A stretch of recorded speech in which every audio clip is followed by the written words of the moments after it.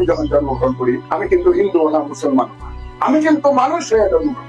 রাসুল কারো নেতা না, বলতেছে যে আমরা আল্লাহ আমাদের প্রভু, রাসুল আমাদের নেতা, আগের স্লোগান এখন আর দেয় না, এটা আমি বন্ধ করেছি বক্তৃতা করিয়া।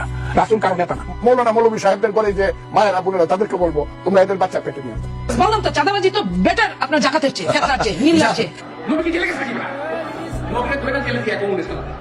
যে বিধান, যে বাণী, সেই বাণীর মধ্যে দিয়ে সেই বাণী শুধুমাত্র হিন্দু ধর্ম সম্প্রদায়ের বাণী নয়, দেবীর বাণী, সকল মানুষ জাতির বাণী।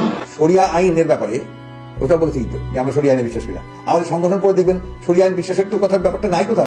কোন এক দার্শনিক বলে গেছিল যে যখন কোন একটা প্রজন্ম একটা পাপকে সহ্য করে, তারপরের প্রজন্ম ওই পাপটাকে উদযাপন করে, আর তারপরে প্রজন্ম এসে জানতেই পারে না এটা কোন একটা পাপ ছিল, এটা কোন একটা অন্যায় ছিল, তারা মনের আনন্দে এটা উদযাপন করে।